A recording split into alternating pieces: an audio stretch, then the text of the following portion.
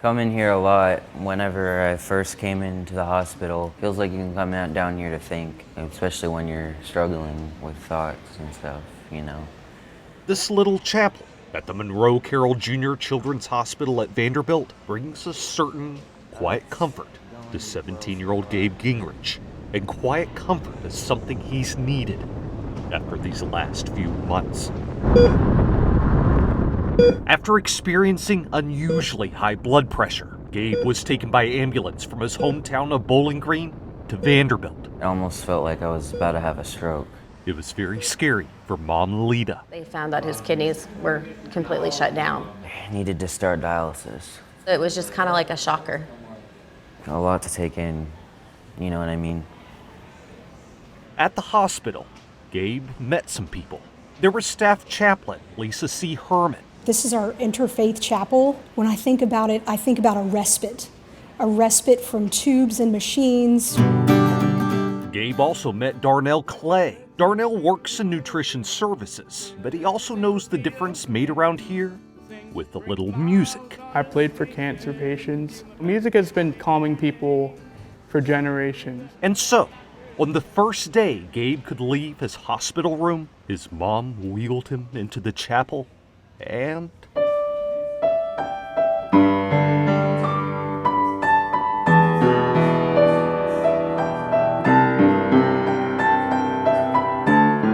This 17-year-old patient began coming here to play for staff, for other patients, for anyone who just needed a little music right then. Each time that I've been staying here, I've come down here to play. Music is something that really moves people. Even when he is sick and going through a life-transforming treatment, he can still bring joy and hope to others. It makes me really proud of him as a mom, and sometimes you shed a tear at 3.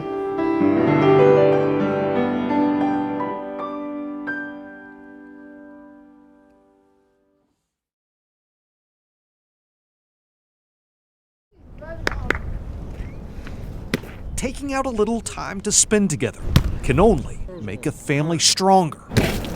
And strength is something this family needs on one of their very hardest days. We've worked really hard to be here.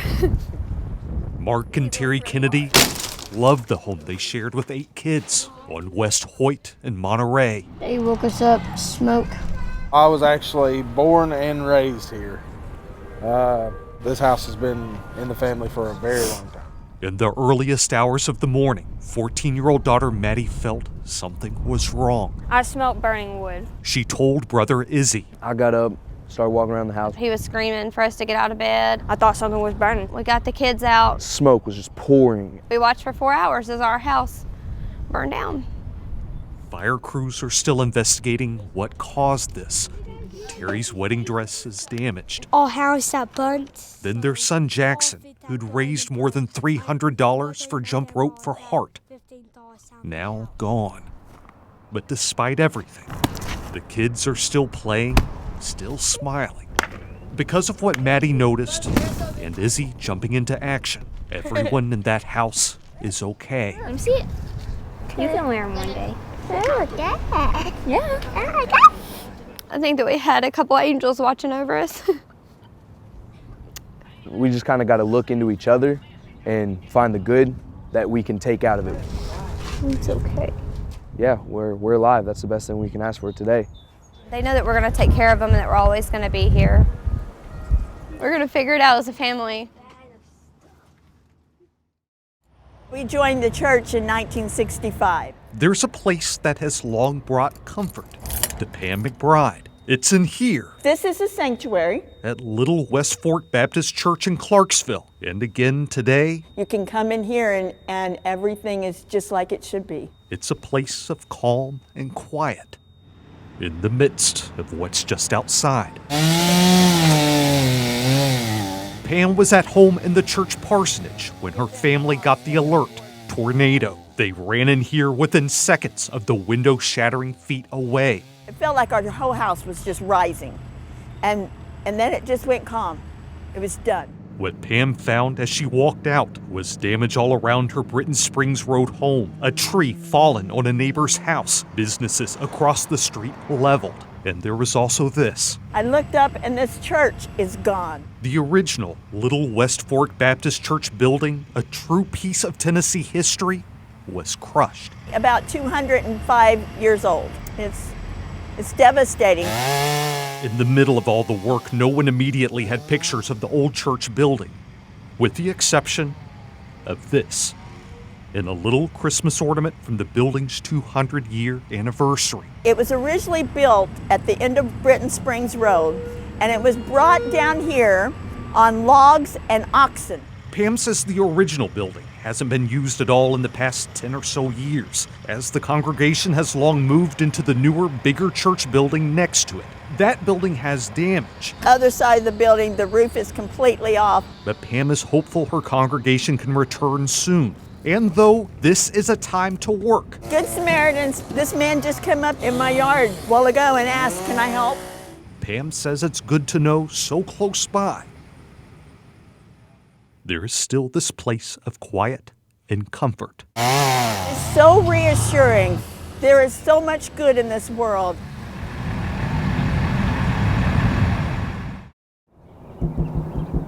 The balloons, the attention.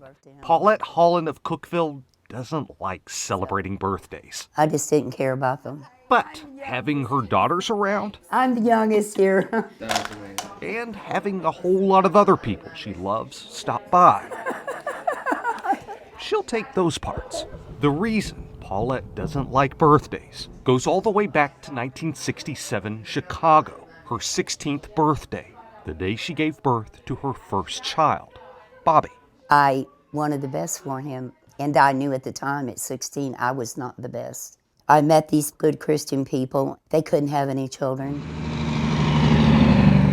Paulette nursed Bobby at the home of that couple in Cincinnati for a few weeks.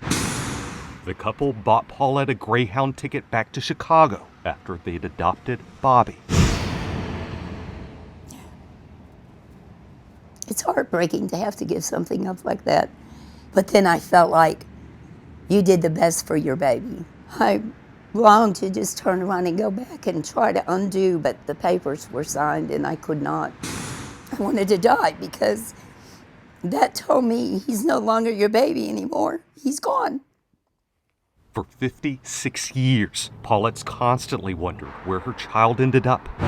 What city was he in? Was he in a city at all? And I really did, deep down, thought maybe he had passed away, that maybe he just didn't exist anymore. And I never would find him. But no.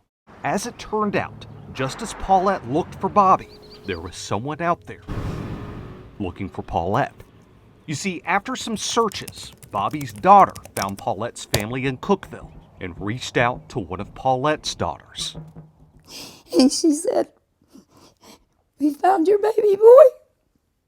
Right now, Bobby's on his way from his home in Indiana to meet his mom for the first time. Here's earth and here's heaven, and I'm just about right there. I may pass out in the grass, I don't know. Bobby's 10 minutes away. I need to go outside and get some fresh air. 2 minutes away. You want to see my heart? 20 seconds away. Oh my God. Paulette sees her son, Bob Shepard. Oh, my baby. Oh, my baby. Oh. Thank you, Father.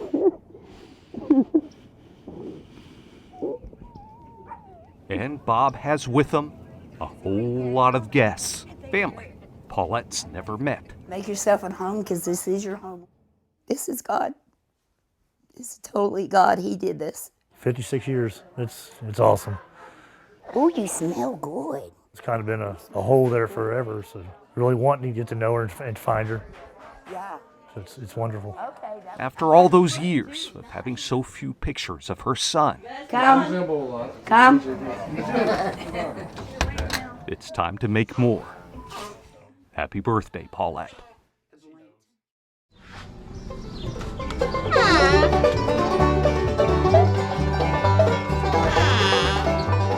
The The T.B. Sutton General Store in Granville is a place of history, of barrels, of all that good candy.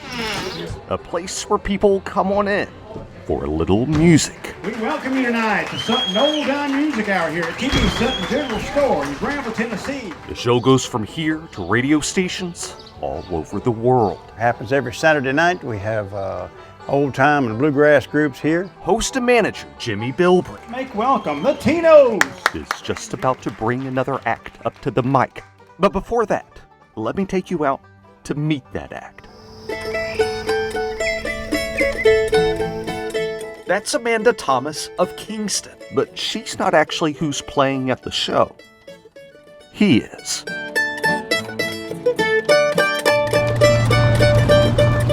"13-year-old Jacob Thomas spends time with his dad out fishing.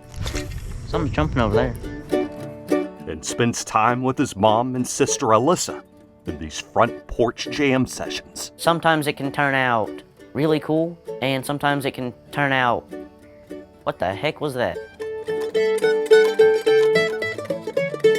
Jacob's been playing mandolin since he was 8. I went to see Sam Bush. Seeing him play, I was very intrigued. He started picking up basic melodies right away. I was over the moon happy. How many of your friends play mandolin? None.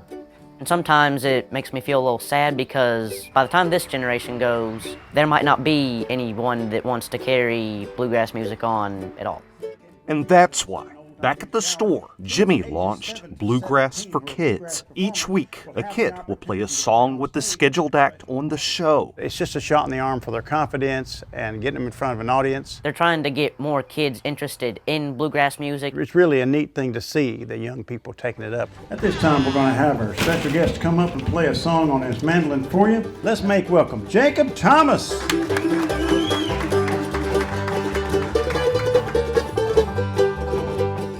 30 young performers have taken part in Bluegrass for Kids so far, and it's growing.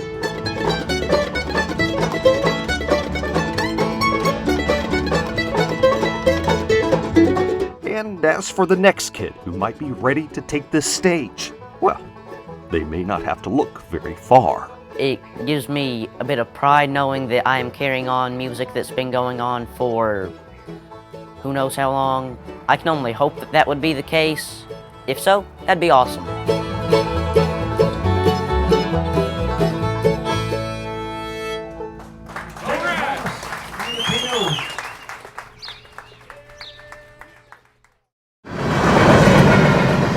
Looks like they stayed with the horse theme. For much of Rod Cleveland's life, he's told a story. It begins here at War Trace.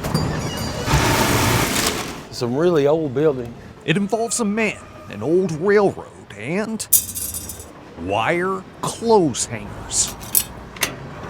The story is about Rod's grandfather, Vanoy Streeter. Just got in that habit and can't quit. That's the one way I see it. Just a habit. His grandfather spoke to News Channel 5 in 1992. People were bringing him clothes hangers, and Vanoy was making things nothing short of amazing. Yeah, Tennessee walking horse.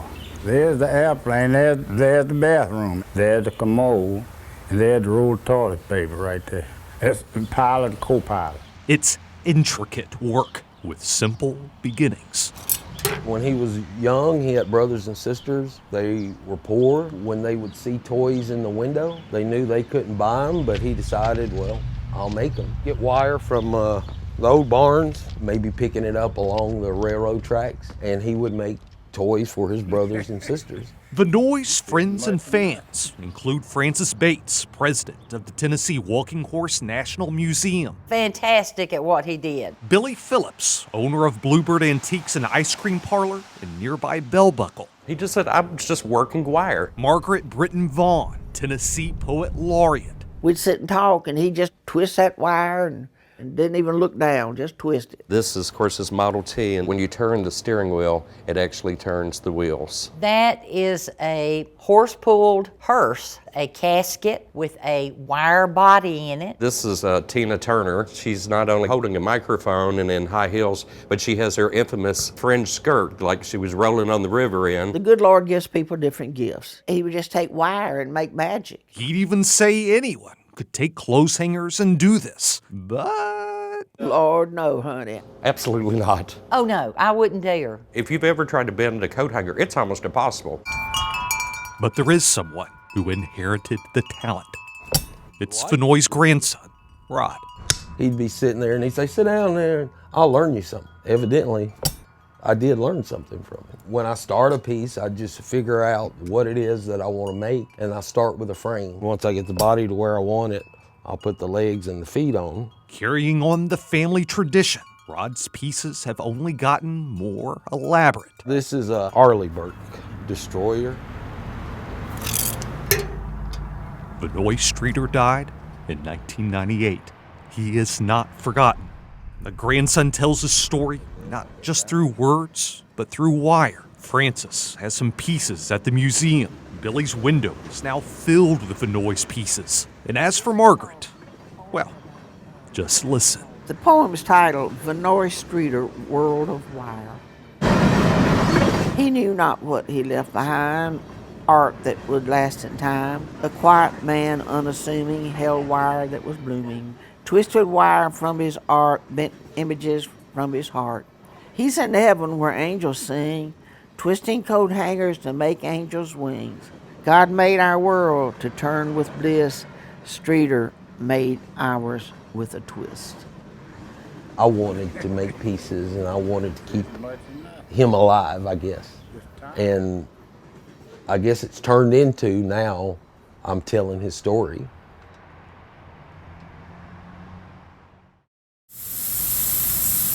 In a neighborhood in Spring Hill, there are the sounds you come to expect on a summer day. And around here, this has also become a sound you expect. One man has all the neighbors talking. He just kind of does his thing, man. Every time he would come by, I would just start singing and you'd just dance a little bit. I could not pull that off. Yeah, I couldn't pull that off. I couldn't pull it off, but he rocks it like a true rock star. If the outfit looks familiar, well, it should. It's part of pop culture iconography. I got an exact copy of Paul's Sgt. Pepper outfit, and I wear that one a lot. So who is this guy, riding what he calls the magical mystery scooter? Well, he's a fan of bygone eras when vinyl was king, and proud owner of this beauty. So we have a 58 Ford Fairlane Skyliner. Meet Jonathan McHenry. People would stop me and say, oh, you make my day. Seeing you makes it better. And I'm like, there's something about it that feels, right. Jonathan is a man of constant reinvention. Let me see. You gotta have the Elton glasses. If you don't like Elton John, you're probably not doing it right. On the magical mystery scooter, there's a whole lineup of music icons he plays. Elton in the famous Dodgers outfit, Freddie Mercury, Buddy Holly, David Bowie, the Ed Sullivan Show appearance of the Beatles. Pretty classic references. Yeah, I know who they are. For a 22-year-old video game designer. I think he's got a great taste in music. Thanks. Got Marty McFly here. Jonathan's costume cosplay clothes rack is part custom made, part thrift shop finds, and practically all a lesson in music history for the kids in the neighborhood. Hey, you all know Elvis, right? Yes. It's pretty much an exact copy of the suit from the Elvis movie. You know the Beatles. Yes. This is supposed to be John's. How about Freddie Mercury? No. No. His Wembley jacket. Let me ask that again. Do you know Queen? Oh, yeah! Oh, I love that guy. There we go. So whether he's bringing some of that glam rock Elton style, or taking some prime new wave funk to the streets of Spring Hill. Why is it that Jonathan does this? Well, it's simple. He loves it. And more importantly, the people around here love it too. Sometimes you're just having one of those days. And then I hear Jonathan, and I just get a lot happier. And you just can't help but smile. You know Jonathan's near when you hear that music, and you just stop and you wait for him to drive by. Everybody through here loves it. We embrace it. Pretty cool to see somebody that joyful. Yep, that's Jonathan, all right. He loves to share this with other people, and that's all that matters. He's probably impacted a lot of people's lives that he probably can't even imagine. The magical mystery scooter, a welcome part of the sounds of Spring Hill.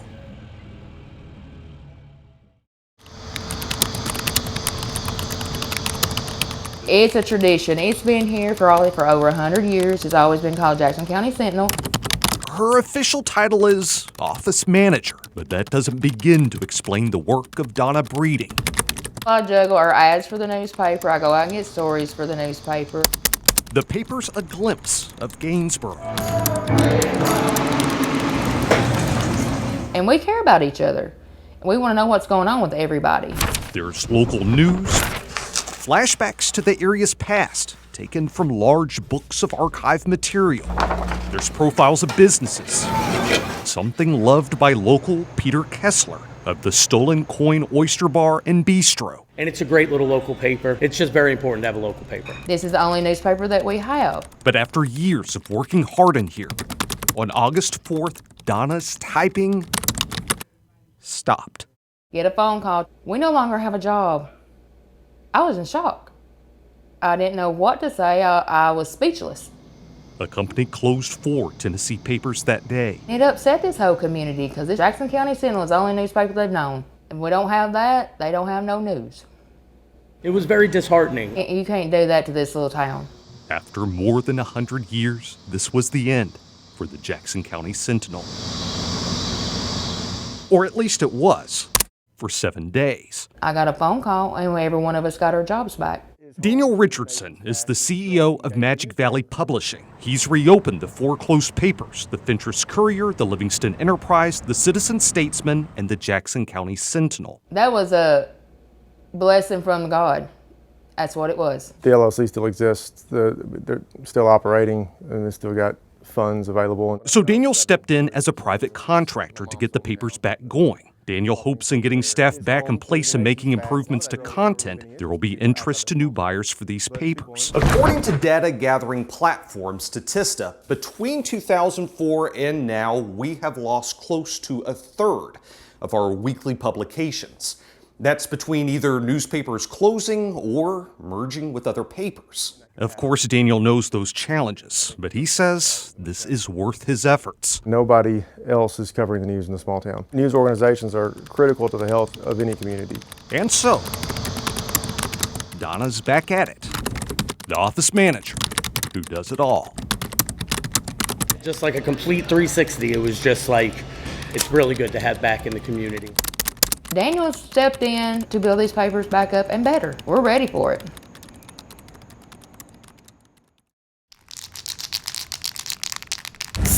I didn't have any goals with this project when I started out.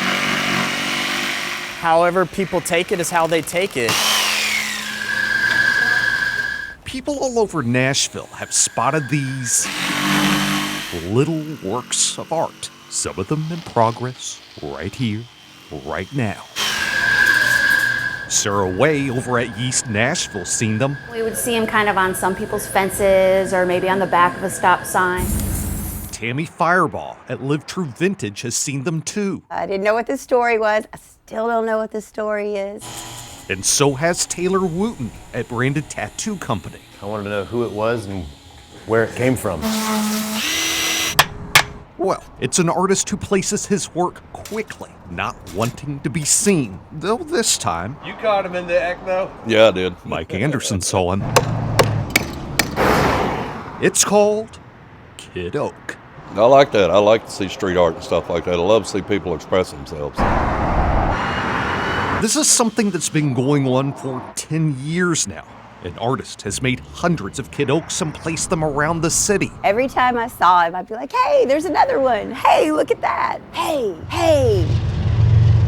This is happy little guy. Who can't look at it and put a smile on their face, you know? And yet, none of these people know who this is, who keeps making them. I don't have a clue. It's just some local artist. It's a mystery. Okay, hold on. Let me try. Who are you? I'm Kid Oak. Huh. I thought that would work. I think it's a little more fun with the anonymity. I have a background in graffiti and street art and mural art, not knowing how or when this image is being placed around the city. I think it's just a little more interesting. And there's a second reason to stay anonymous. The artist says the city doesn't love it. I had someone from the Nashville Department of Transportation reach out and say they don't want me putting the heads on the telephone poles. So what happens if the city catches you? I don't know. I hope we never find out. And so, in avoidance of any big fines, the artist says, okay, he'll adjust where he places these. In fact, in one way or another, these pieces Love it, right? And I've had him for a long time. have ended up in all these businesses, even though they don't know the artist. He donated it to hang up in the shop during the grand opening, I think 4 or 5 years ago. And I always liked it. And I always thought it was a cool piece. And we use it to hide our water heater. He's just been kicking it with me for about 10 years now. So here's the question. The hundreds of pieces created and placed over 10 years, what does it all mean? I don't know.